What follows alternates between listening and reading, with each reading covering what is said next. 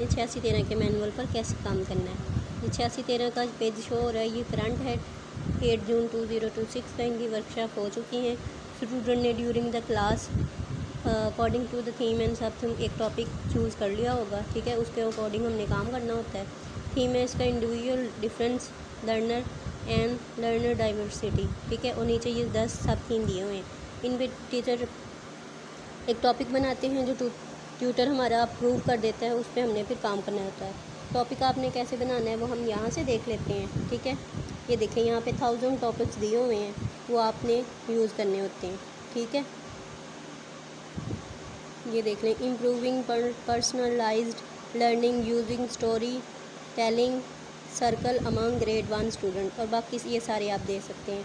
यहाँ पे सारे सब थीम और थीम के अकॉर्डिंग ना टॉपिक दिए हुए जिस पर हमने काम करना होता है। जब ये एक टॉपिक अप्रूव हो जाता है तो फिर हमारा काम स्टार्ट हो जाता है। हमने 8613 का मैनुअल होता है, उसमें 13 क्वेश्चन होते हैं और अकॉर्डिंग टू द थीम, सब थीम और टॉपिक हमने उनके आंसर देने होते हैं, ठीक है। ये 100 नंबर का पेपर होता है, मतलब कोड ही कह लें, इसका पेपर नहीं होता ना इसका क्विज़ होता है, ठीक है।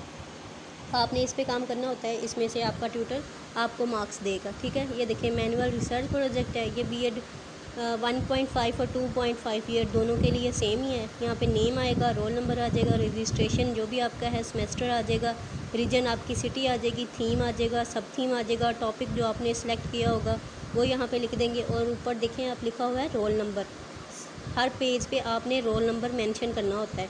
इस पे हमने ये राइट करके इसका प्रिंट लेके इस पे हैंड रिटन लिख के इसकी कैम स्कैनर से पीडीएफ बना के वो एलएमएस पे अपलोड होती हैं। जैसे असाइनमेंट्स अपलोड होती हैं ना, असाइनमेंट्स तो टाइप में अपलोड हो जाती हैं, लेकिन ये हैंड रिटन पीडीएफ में अपलोड हो जाएगा, ठीक है। ये करने के बाद ये क्वेश्चन नंबर 0 है, इसमें आपने स्कूल का बैकग्राउंड, ठीक है, उसकी हिस्ट्री, उसकी सारा एरिया जो भी उसका मालूमात है वो सारी हम यहाँ पे शेयर कर देंगे, ठीक है। उसके बाद आप थीम लिखेंगे, सब थीम लिखेंगे, टॉपिक हमने लिखना होता है जो हमारा प्रीवियस था, ठीक है। यहाँ पे ये फर्स्ट क्वेश्चन है, इसमें हमने जो थीम सब थीम सेलेक्ट किया होता है ना, वो हमने किस वेब पे सेलेक्ट किया होता है वो सारी यहाँ पे रीज़न हमने लिखनी होती है। बाकी आप क्वेश्चन भी रीड कर सकते हैं, क्वेश्चन में सारी मालूमात है, आप वो पढ़ के ले सकते हैं, ठीक है। यहाँ पे हमने जो थीम सब थीम सेलेक्ट कर लिया है उसकी हमारी डिस्कशन होगी, हमारे कोलीग्स के साथ हो जाएगी, कॉलेज फ्रेंड के साथ हो जाएगी, वो सारे मामला यहाँ पे हम लिख देंगे, अपना पॉइंट ऑफ व्यू शेयर करेंगे। ये थर्ड क्वेश्चन है, इसमें हमने जो भी लेक्चर की जो प्रॉब्लम होती हैं,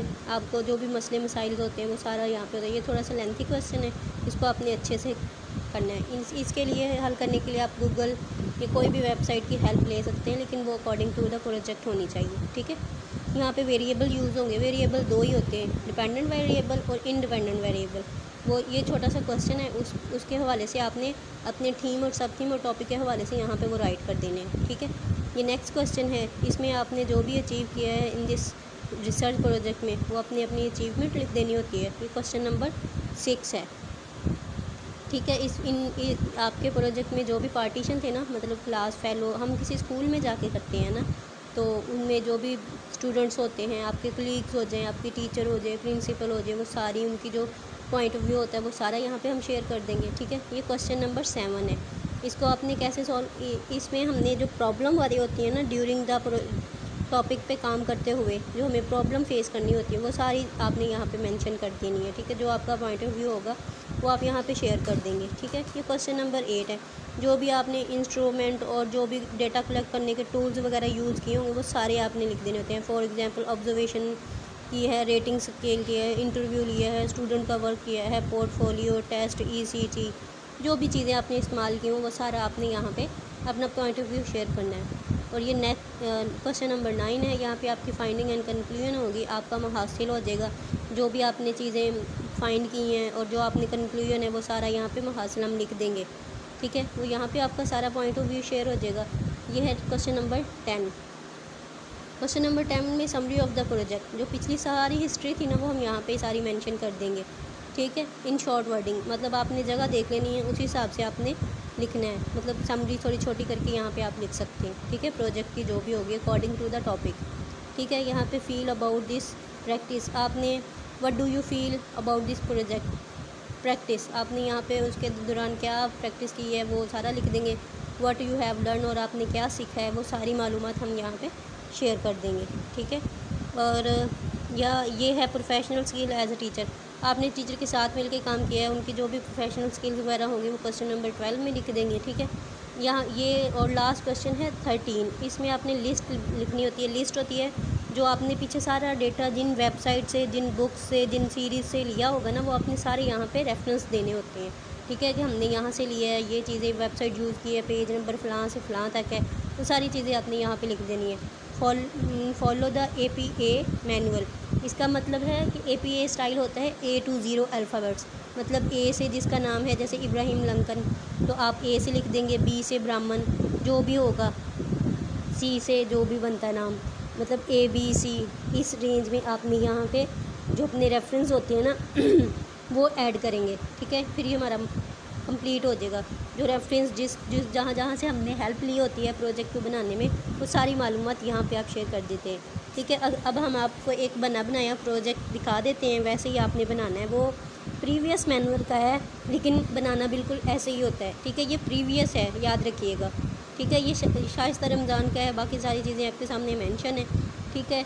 ये क्रिएटिव आर्ट्स था। अब ये इनका टॉपिक दे लेते हैं, developing creative art through digital art among 5 grade student. इस तरह का टॉपिक होगा, लेकिन आपका टॉपिक डिफरेंस है, आपने ये बात याद रखनी है। ये प्रीवियस है, ये आपको फॉर एग्जांपल दिखाया जा रहा है, ठीक है। इसका ये देखें, ये स्कूल का बैकग्राउंड आ गया, सोशल इनकम स्टेटस आ गया, ऑक्यूपेशन एंड अर्निंग ट्रेंड आ गया। ये जो क्वेश्चन नंबर 0 था ना, ये आपने कैसे लिखना है वो आप यहाँ से देख सकते हैं, ठीक है। ये आपने ऐसे हल करना है, ठीक है। ये नेक्स्ट क्वेश्चन नंबर 1 आ गया, इसको आपने किस तरह से हल करना है वो आप यहाँ पे देख सकते हैं, ठीक है।